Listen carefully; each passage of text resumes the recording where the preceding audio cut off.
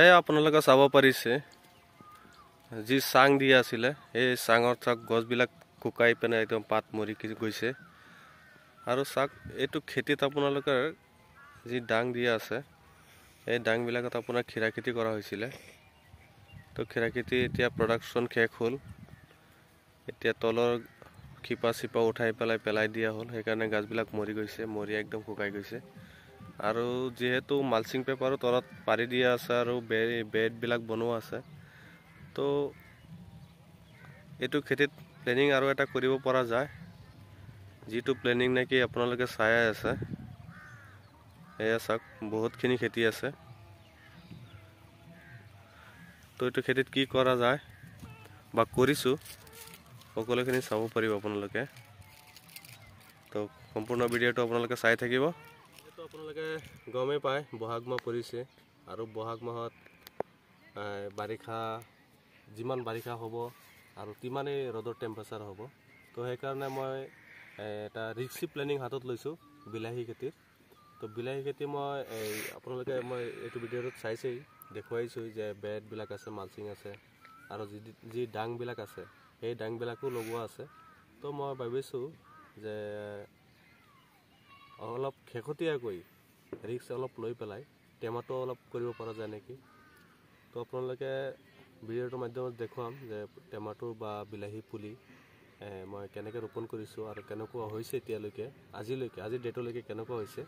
তো আপোনালোকে চাব পাৰিব এইটো ভিডিঅ'ত তো মই দেখুৱাম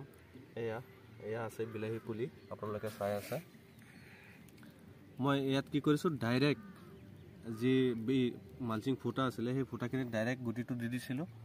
এয়া চাওক গুটিটো দিয়াৰ ফলত আজিৰ তাৰিখলৈ ইমান ডাঙৰখিনি হৈছে বিলাহী পুলি আৰু য'ত মিক্স হৈছে মই এটা জায়গাত আপোনাৰ এয়া চাইছে আপোনালোকে এটা জায়গাত মই দুটাকে গুটি ৰোপণ কৰিছিলোঁ যাতে এটা মিছ হৈ গ'লে আৰু এটা গজেই কিন্তু ইয়াত আপোনালোকে চাইছে যে দুইটাই বিলাহী পুলি গজি উঠিছে এয়া এইটোতো দিছিলোঁ এইটোতো আপোনাৰ মানে প্ৰত্যেকটো হেৰিত ফুটাত মই দুটাকে গুটি দিছিলোঁ যাতে এটা গুটি নগজিলে বা এটা মৰি গ'লে বেলেগ ঠাইত বা দুটাই নগজিলে তাৰ দুটাৰ পৰা এটা নি পেলাই লগাব পাৰি তো তেনেকৈ মই লগাই আছোঁ আৰু চাওক আজি এইটো গুটি ৰোপণ কৰাৰ বয়স আপোনাৰ এয়া চাওক আপোনালোকে মই গুটি দিয়াত আজি 12-14 দিন হৈছে 12-14 দিনত গছ এইখিনি গ্ৰোথ লৈছে তো এইটো এটা বহুত ৰিস্কি প্লেনিং হয় যিটো মই আৰম্ভ কৰিছোঁ নাজানো কি হয় শেষত গৈ ছাকচেছ হ'ব পাৰোঁ নে নোৱাৰোঁ ক'ব নোৱাৰোঁ কিন্তু যেতিয়া যিহেতু ৰ'দৰ টেম্পাৰেচাৰো বেছি থাকিব আৰু বৰষুণো হ'ব গছৰ গ্ৰোথ বা গছৰ চেহেৰা পাতি কেনেকুৱা হয় ক'ব নোৱাৰোঁ কিন্তু লৈছোঁ তথাপিও মনত এটা আশা লৈ পেলাই মই বিলাহী প্লেনিং অলপ লৈছোঁ চাওঁ আপোনালোকেও আশীৰ্বাদ কৰিব আৰু ভিডিঅ'টো চাই যদি আপোনালোকে ভাল পায় তেতিয়াহ'লে ভিডিঅ'টো লাইক শ্বেয়াৰ কমেণ্ট কৰিবলৈ নাপাহৰিব